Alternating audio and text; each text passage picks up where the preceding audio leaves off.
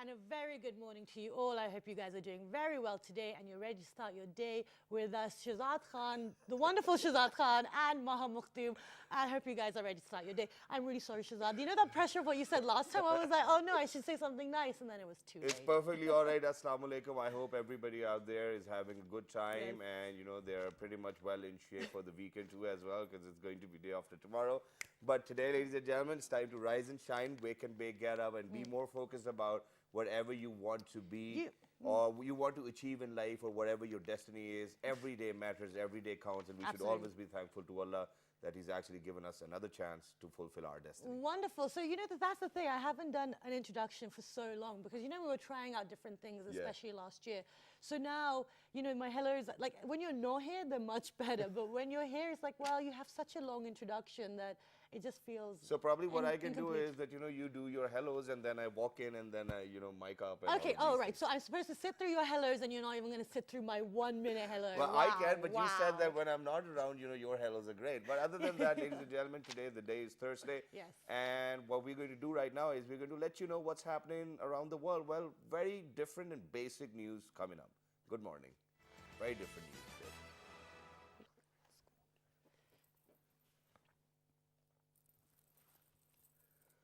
China's aircraft carrier Liaoning recently carried out a drill in the South China Sea after participating in the naval parade. The drill combined multiple projects, including reconnaissance and warning system construction, electronic countermeasures, as well as air and sea combat, so as to examine and improve the combat capability of the Navy.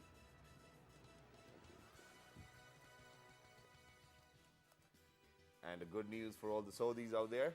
They have unveiled its first cinema in over 35 years with a private screening of the blockbuster Black Panther, the first in the series of trial runs before movie theaters open to the wider public. And I think it's amazing. It's going to add up to their economy too, and then the industry is going to grow. They're going to make new films. Exactly. And also, this showing will be an invitation-only gala event that comes after the Kingdom lifted the ban on cinemas last year. The Kingdom shuttered cinemas in the early... Oh, it's finished there.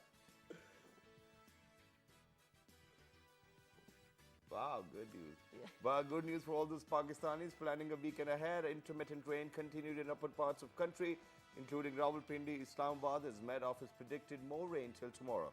According to Met Office, more rain, thunder shower with gusty winds is expected at scattered places in Upper Khyber Pakhtunkhwa, Fatah, Islamabad, Upper Punjab, Gilgit-Baltistan and Kashmir.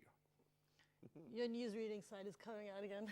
Yeah, I think so. And you're welcome for the rain. I'm happy to that have brought it back with me. It's perfect. It's perfectly all right. But other than that, talking about rain and thunderstorms or probably gusty winds, we are very much in line with what we wanted to discuss today. Absolutely. It's a perfect way to lead into it. And, before this year, we had seen that there was no rainfall happening. Things were getting dry. The dams, the lakes, they were depleting in the amount of water there was. Because even in Khanpur, even up until a couple of weeks ago, comparatively to last year, there is a lack of water. Exactly. And we see elsewhere, even in the newspapers or probably on Twitter or on different social media platforms, that people are continuously saying that the world has actually struck water crisis. Well, this is something which we'll be discussing today, but it'll be more in line with the Pakistani version of it, where we are, where are our reservoirs, and what kind of water management plans we need to come up with. And also, not just that, because that is, an advanced, conversation, but also just to give you the information of, what are our reservoirs, what are our dams, where are they, who is providing water to you as well, because with this lack of information, then we kind of get swayed by all these kind of conspiracy theories and people, kind of leading us astray, or, you don't know what's actually happening with the water. And to, back this point, Maha, I was in conversation with somebody earlier when I was preparing for the show, and that gentleman actually said, I said that, there's going to be no water in a year to come, probably by 2025. This is what the day they called, or the year. And the gentleman goes like, he was so unaware of the facts. He goes like, oh, there's like 70% of the world is just water. So where is all of this water going? And I was like, you cannot drink all of that water. You cannot use it because, there are different minerals in it and it can be very dangerous. Exactly. Even other than that, Asian Development Bank and then World Bank has actually categorized us to experience acute water shortage. Even other than that, NASA is saying that the world is actually gone beyond the point where 1/3 of the water is actually being consumed, so it's not coming back. And we haven't been replacing the water we have been using. And the article in Dawn News says that the underground waters have depleted. So I don't know what we have been up to. And we've seen already, we've discussed Cape Town many times that they're already suffering water crisis. They have to go and get water now. They've run out. So, we don't want the same thing to happen, and we don't want, lives to become unnecessarily difficult. So to discuss this very important topic, we've been joined by some wonderful guests in the studio. We've been joined by Mohammed Hassan Kazalbash, who is the country director of Oxfam Pakistan. Assalamu alaikum. Good morning. Good morning. Thank you so much for joining us today. Thank you. Besides her, we've been joined by Farzana Sayed Abbasi. She is the Deputy General Manager of SAID. Assalamu alaikum. Good morning. Good morning. Thank you so much for joining us today. Thank you. Besides Man, we've been joined by Dr. Shahid Zia. He is the expert water climate change for tonight. Thank you so much for joining us. So thank you very much for joining us, and let's get the conversation started. A very hot topic in these days and time as well. And somebody even 2 years earlier ago, said to me that you will see that, the next fight is actually going to be on water. So first things first, what is the global situation in terms of water reservoirs and the water consumption? Well, thank you very much. And as you rightly pointed out in your preamble, I mean, the next real crisis, global crisis, will be around water. Water, as you know, is necessary for life at all levels. And globally, we see a consistent depletion of this natural resource. Yes, people say, that 2/3 of the earth is covered with water, but, it happens to be seawater. And obviously, when we talk about water, we are talking about sweet water. We're talking about water that can be used for drinking purposes, that can be used for agricultural purposes. And until the time that scientists can use and develop methodologies of using seawater for drinking purposes, we are going to be confined to sweet water. The global phenomena is in front of you. I mean, regions of the world are already at breaking point, if not beyond. I mean, the Middle East, of course, comes front and center. Is an area that is highly densely populated and extremely water scarce.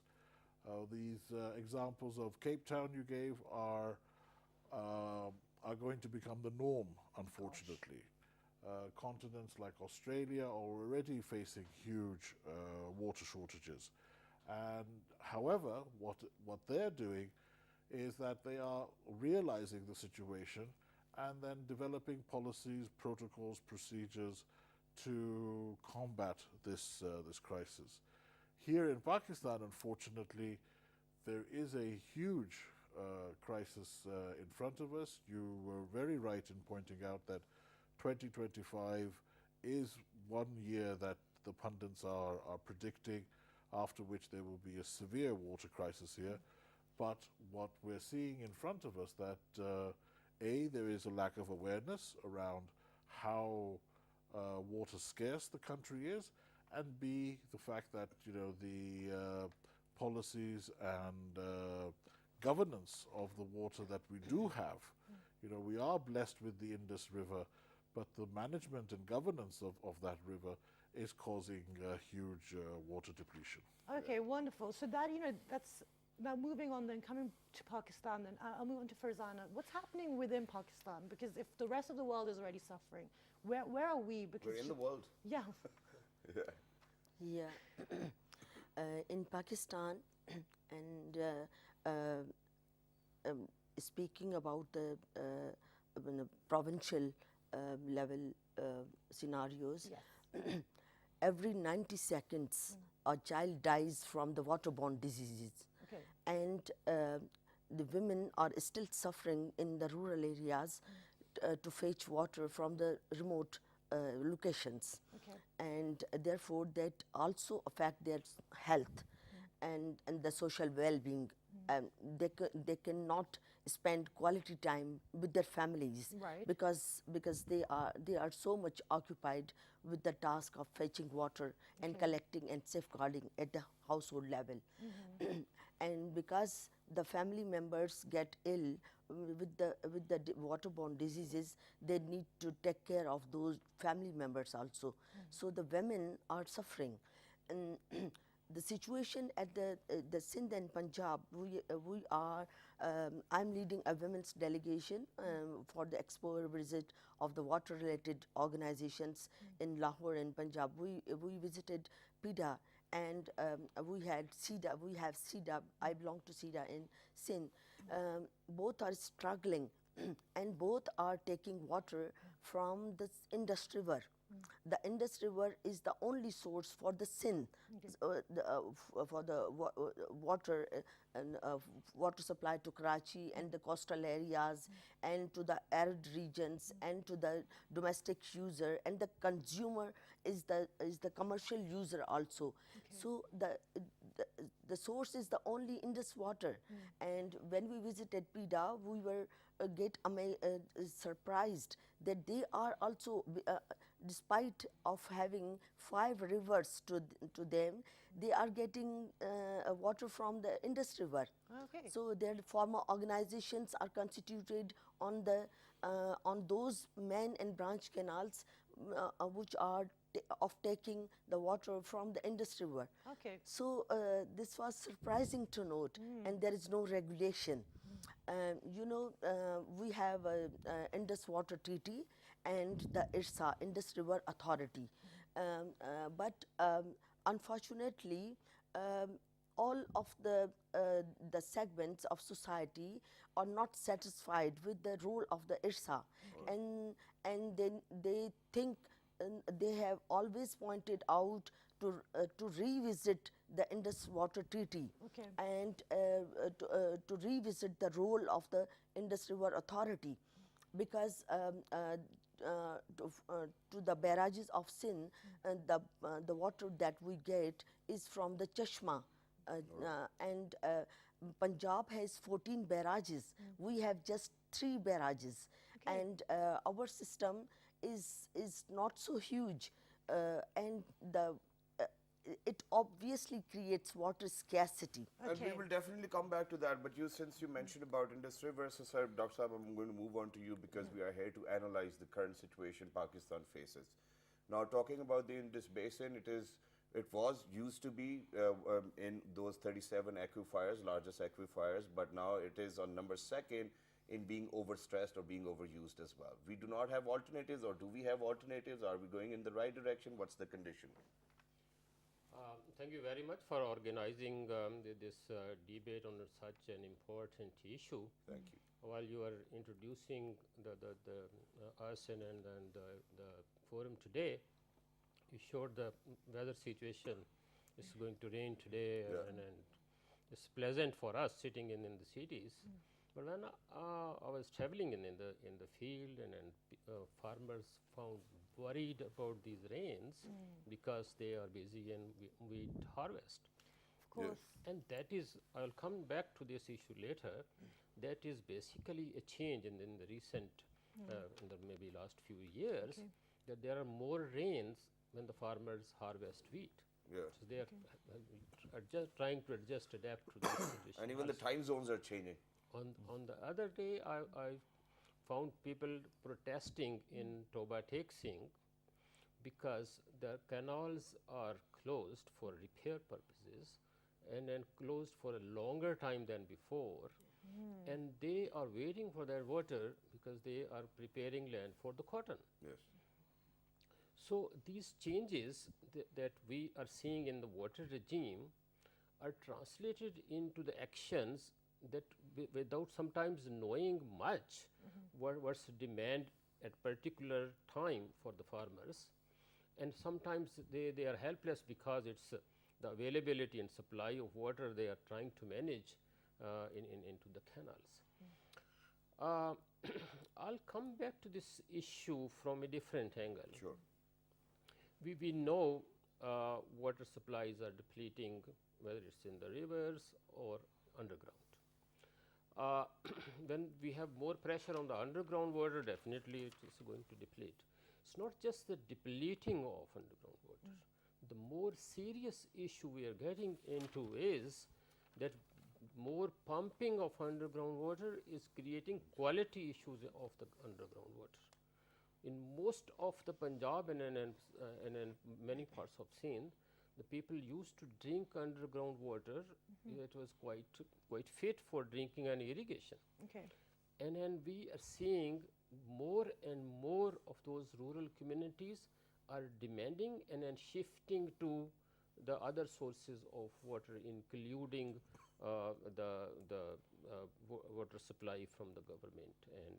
And why it's happening? Because we are not managing our even underground water very well. That is another huge I issue. still We'll don't know come how back. do we manage underground Yeah, water. we'll branch into that. There are people have done it. Let me, if you We like, will come back to that. We do not want to talk about solutions right now. We want to talk about no, problems. I'm saying is that 95% water, many different figures coming Yeah. from different reports, is going to agriculture. Yeah.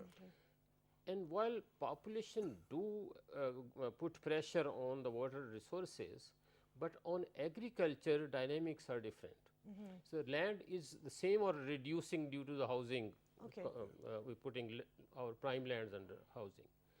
Even then, water for agriculture, every farmer is talking about is declining every year. Right. But because our dams are silted, their capacity is declining. Our rivers every year are bringing less water into the irrigation system every year. And demand for agriculture water due to the crops we are growing, the more and more area we are trying to put under those crops that demands more water. There is a dilemma. We are facing shortage of water, and then we are increasing area and under those crops which demand more water. But they might get us more money too as well if exported. We spending money have if to there's no water? we have to focus on demand and then supply. Absolutely. And then adjust our policies in a very comprehensive way. Okay. So we will get back to the We'll get back. policy. Yes. But you see, I would like to disassociate the water issue from agriculture. Okay. Because as Dr. Shah has said that we are heavily focused around sugarcane and rice. Both of these crops are heavily water intensive. Yes.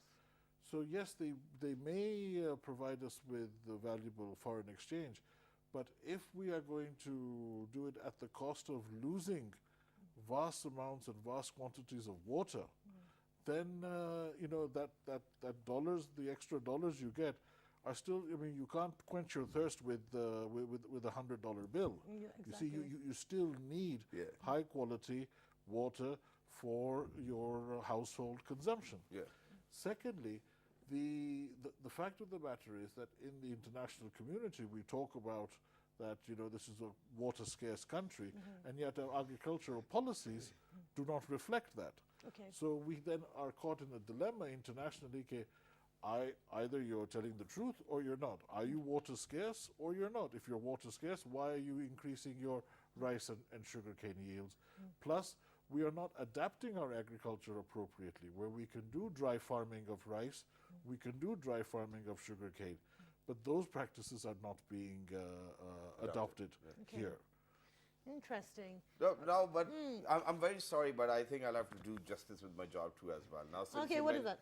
Yeah, I'm sorry, you know, if it feels bad to anybody out there, but we know that we have got a fixed number of sugar producing mills, right? And all of these people are very influential. How do you think that we'll bring them on the same page and on the same platform where we are actually going to form a policy where everybody's going to be a part of it? Now, Which this is isn't- what matters as a nation. Yeah, which isn't detrimental to the country and the future generations as well. Exactly. I mean, you know, you've hit the nail on the head. I mean, you know, our policymakers, our I'm decision scared where you're makers going with that. are sitting in parliament, and you know, the sugarcane and sugar mill owners are sitting there. The huge rice producers are also sitting in parliament. So obviously, they will not be interested in reducing their yields. But the point is, you know, they're there not for their own interest. They are there to help and for the interest of the nation. And therefore, I mean, it is a very opportune time for us here in Pakistan to challenge our leadership, to challenge our politicians. It is an election year. We must find out what each and every political party is planning around around water management. 2025 falls within their political time, and as a result, understand directly, not just stories and not just ideas, not plans, because we now need to go into action. Okay. And that is where the citizenry of Pakistan must vote for and work with those political groups and politicians who really understand the need of the nation and not of themselves. And these are parts of our sustainable development goals too as well, Okay. so we're way behind, I guess. Precisely. But this is what I want to move on to, because like you said, it's about the people, the citizens taking and associating with people who are going to do rules and policies that are beneficial for the country and for the nation. But what is happening, I want to ask Farzana here, with the ladies that you're working with these rural communities, are people aware of the actual situation? Because the only way they can get in line with the policies that are beneficial for them is if they are aware of the current situation. So what is happening? Are these, as we've mentioned, so the agriculture farmers, they are aware a little bit of the difference and the changes that are happening. What's happening on the ground level on a bigger scale near the urban areas?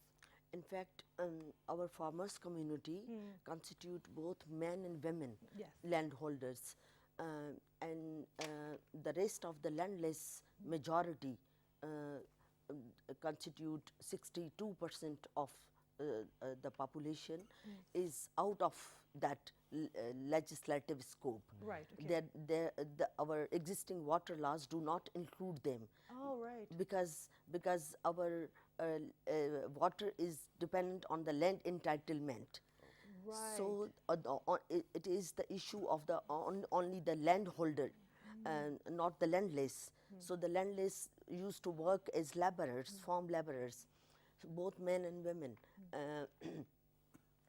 In fact, the situation is here. A World Bank report was published in Dawn newspaper, and it said that the groundwater is contaminated in the whole province of Sindh. And some of the experts, water experts, said that this contamination is we get contaminated water from Punjab, and in our Kotri barrage. Okay. So that is contaminated at the province level. So when it comes to Sindh, because of the huge dumping of the industrial waste and the medical waste and all the garbage is dumped into the and that water is not treated. Okay. So that water, contaminated underground water, is creating more diseases, and it is affecting human health. Okay. It has become the major danger for the human health. And Hani Commission, Justice Hani had been there in the towards the coastal area, Badin, and he has constituted a commission on the water quality, because the water that is managed by the irrigation department is also consumed not only for the agriculture purposes, for the drinking purposes also, and not by the human, it also by the animals. Okay. So Now, Farzana ji, I'm sorry that I'm going to put you under the spot. Yeah. And I don't know why, but you're a bit inclined towards Sindh as well. We were talking on a very larger scale. We wanted to talk about Pakistan. Yeah. And if you brought in Punjab and you said that there was contaminated water, I think it's just because of the fact that we have a disagreement that Punjab has the best water systems or canal systems in the entire region, and the most oldest too as well. Other than that, I think, our major agriculture sector actually is in Punjab. We get the most of the crops from there. So if it would have been contaminated, the reports needs to be here so that, we are sure about it. But since we want everybody to be together on this platform, so we'll leave it aside. We'll not talk about those provincial politics and what happens Yeah. and whatnots. We want to see the larger picture. No We hearsay. have Pakistani young people. We want to see Pakistan get better and better day by day. So we're working hand in hand. Now, sir, coming back to you, I know it is a very simple question and the answer is very simple, but just for all those people who are out there, what are the effects of water shortages on a country? And each and every dimension, even in life, even on the economy, even on, imports and exports, businesses, how does things Health. work, industry, health, We already everything. mentioned that. Let me And- start. May I interrupt? Before going to that question, let us agree that is there water shortage? Yeah, there is. No, there we is. all agree. That's why we're having this something we agree conversation. on. Yeah. I think I'll start with the appreciation of Farzana saying that water quality is important, and that is the issue everywhere of upper riparians and upper riparians and the lower riparians. Upper riparians have the sort of privilege to pollute, and the lower riparians always suffer. Yeah. That's not just Punjab. Let's try to put it right. It's just all upper riparians, including India. India is trying to put their sewage water into Ravi. They're not letting the fresh water come into Ravi, but they are putting sewage water into Ravi, and then when it rains and it flows, it goes to our system also. But the industrial water will have to do something, and then I'll like to share here that we are working with the German corporation GIZ and DFID of British, trying to bring more sort of innovative solutions that how the industry can treat and then you not get that polluted water into the system, rather they can recycle and reuse it. And then they've done very good experiments, and then Nishat and a couple of Kohinoor, they are already started treating the water. It has to be done at all levels. And the good thing is they have done it, and the bad part is they have nowhere to dispose that water into a separate way where that clean water will not mix again into the polluted water. Okay. So we'll have to make the things better, and then I'll add to this that we should not be approaching, to my opinion, the influential leadership and those sitting in the assembly passing sort of laws about the crops and the sugar and others. We should approach from the policy side, planning side, that how much sugar we need in the country, how much more water sugar cane is consuming, whether we should grow sugar cane in cotton area. Cotton, we are exporter, we are in the top 4 producers of the world, and that is the only crop supporting our economy. And then we need to see that we how to save cotton, while on sugar cane we are the most inefficient producer in the world. Okay. So we'll have to see the Okay. balance. So we need to and do and reflection. let me come back to the shortages. Water shortages have already started its impact on all aspects of life, and more so on agriculture. On all aspects of life, and I say there's hardly any area, now I'm talking about Punjab, where I have more knowledge in the cities and in the villages, where we have pure, dependable drinking water. Okay.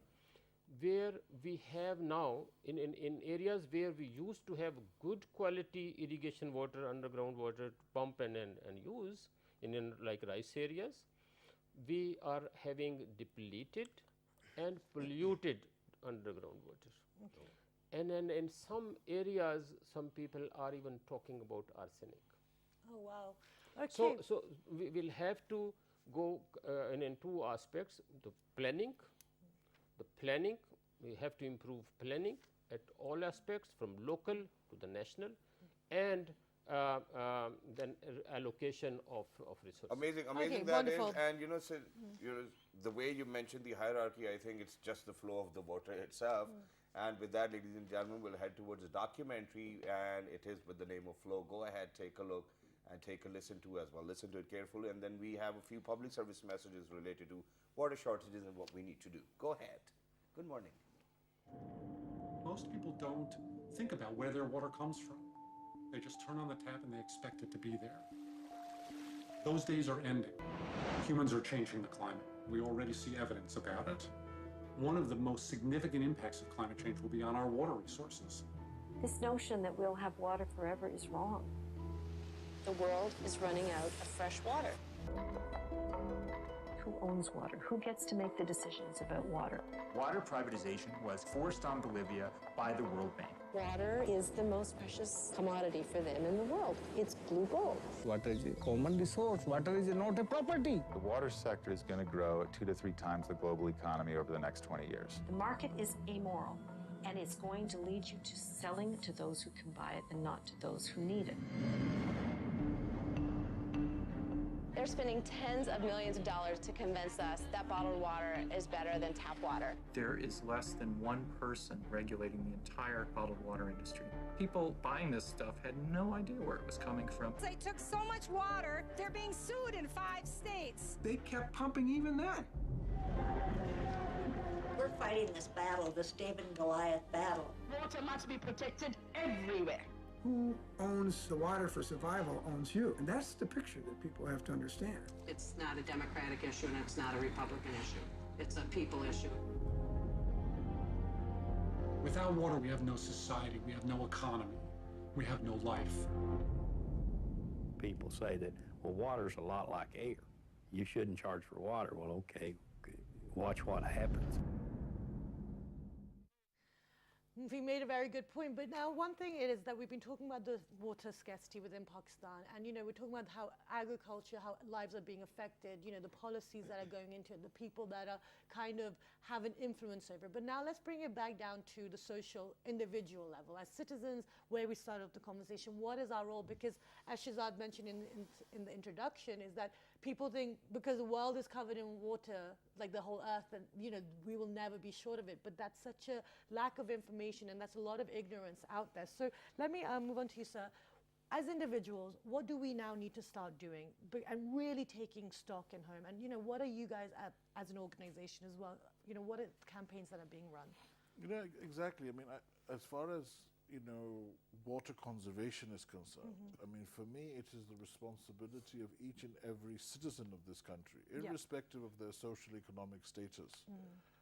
I can give you a very simple example.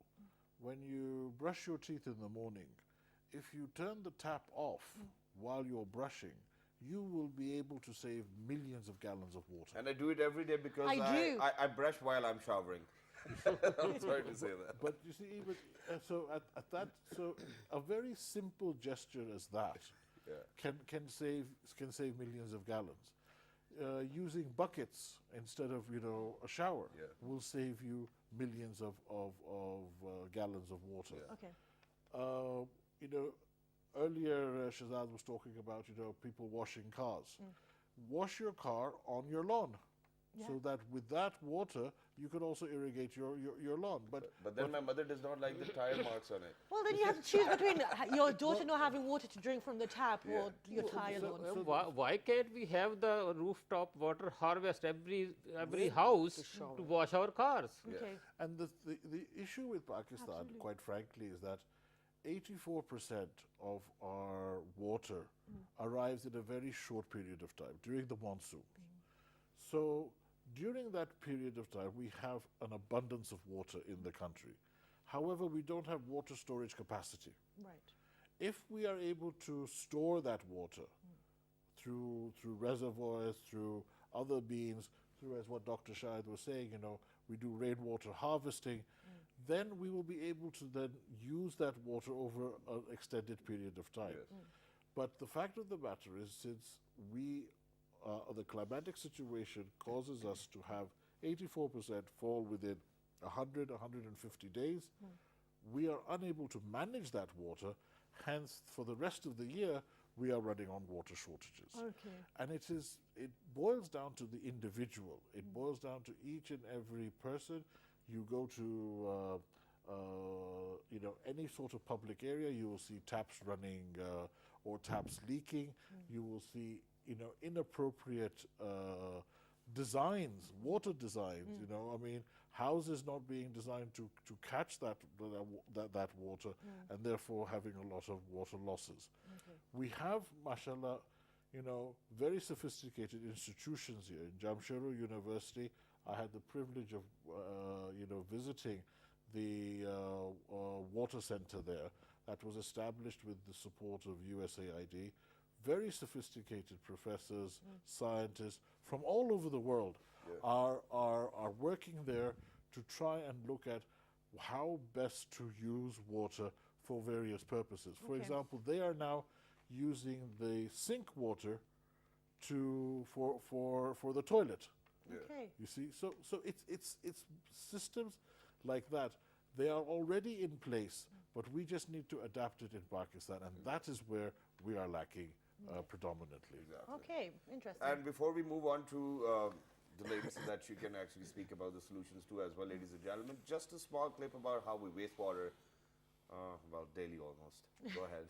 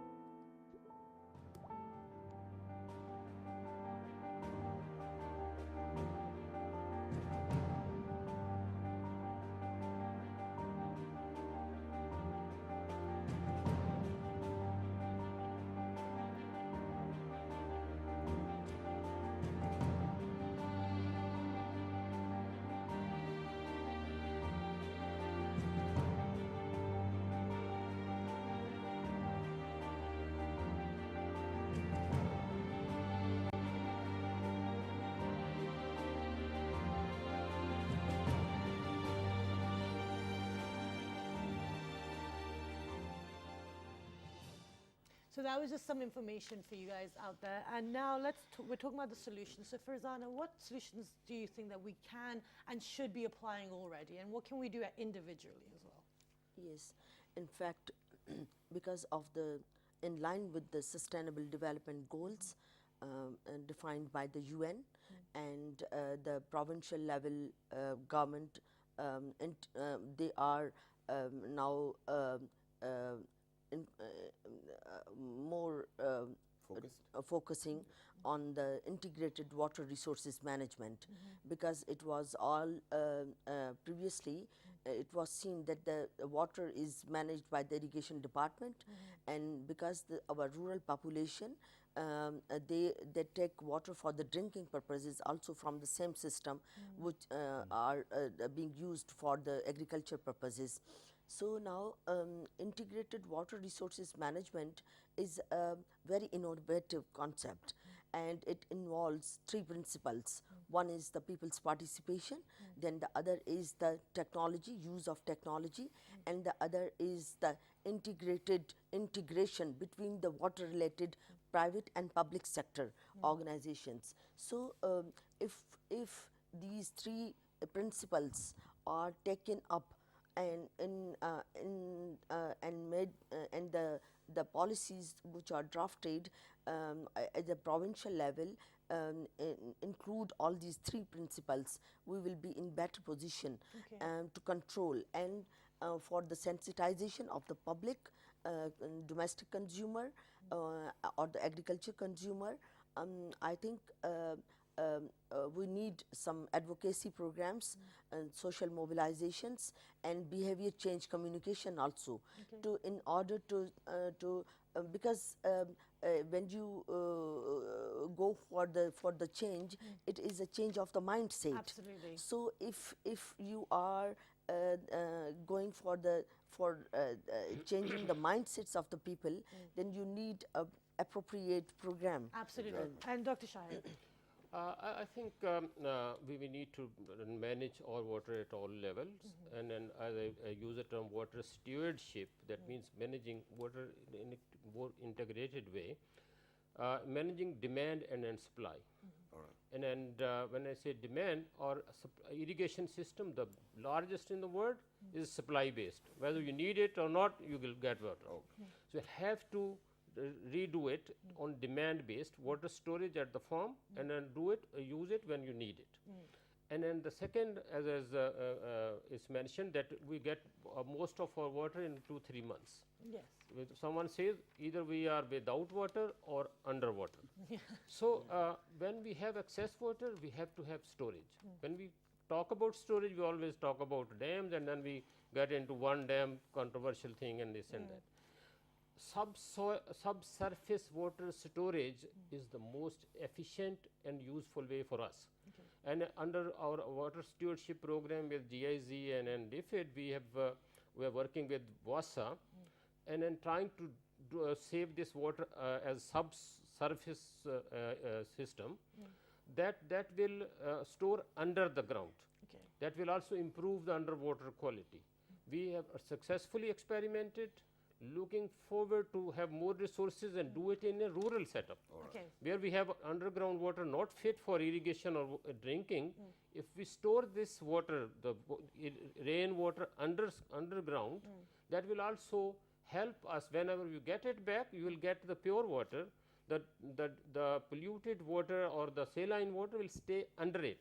Okay, wonderful. And when we have this monsoon, we have to divert that flood water to the areas where we can easily store in the natural storage. Wonderful. Like the river beds of Ravi, Satluj, Beas, we can use it as a storage, and then we also make the good system of subsurface water storage systems. Wonderful. Thank you so much for being here today. There's so much information that we have shared with everyone, and it's been enlightening and it has been informative as well. But you know, like we also mentioned that, you know, things become politicized, things have start being associated, you know, as connected to an agenda.